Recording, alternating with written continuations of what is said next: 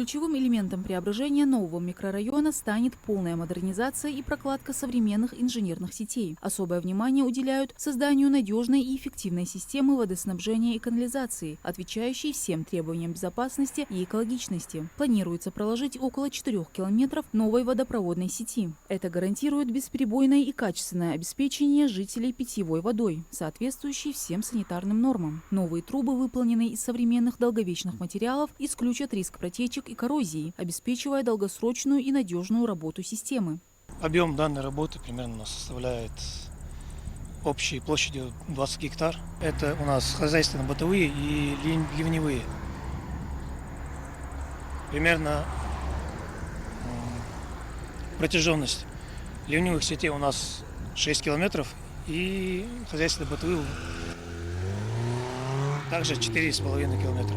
Программа предусматривает создание 2 отдельных систем канализации, что является признаком современного подхода к управлению городскими стоками. Хозяйственно-бытовая канализация – это сеть, предназначенная для отвода сточных вод от жителей домов и общественных зданий. Правильная организация этой системы – залог санитарной безопасности. Ливневая канализация – отдельная система для отвода дождевой и талой воды. Это критически важно для предотвращения подтоплений улиц и придомовых территорий, а также защиты фундаментов зданий. Эффективная ливневая канализация также способствует снижению нагрузки на очистные сооружения. Всеми работами по модернизации микрорайона будет заниматься подрядная организация КНМ Motors. Работа разделена на 3 этапа. И конец по контракту, который у нас выходит, конец работы, это до конца декабря 2027 года. Работы будут проводиться в рамках федеральной программы «Комплексное развитие территорий». Ее реализация – это не просто строительство инженерных сетей, это инвестиция в будущее города, повышение качества жизни жителей. Эта практика у нас в регионе впервые. Вообще, сама программа была запущена в 2020 году в столице нашей Родины, в Москве, для того, чтобы благоустроить неэффективно используемые территории. Ну и, соответственно, сейчас эта практика уже распространилась на все регионы. И благодаря личной инициативе главы Республики Ингушетия, по непосредственной поддержке правительства нашего региона, нам удалось заключить соглашение с Министерством строительства Российской Федерации.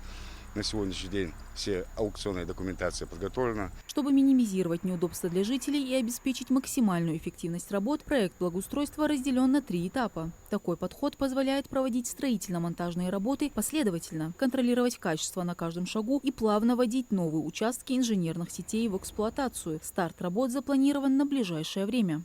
Мы ежегодно взяли на себя обязательства, для принятия участия в данной программе должны будем сдавать ежегодно более 6 тысяч квадратных метров каждом году календарном. Ну и, соответственно, как мы с вами видим, уже определенная застройка уже начата, и вовремя, в срок, я думаю, мы с этими работами справимся и уложимся.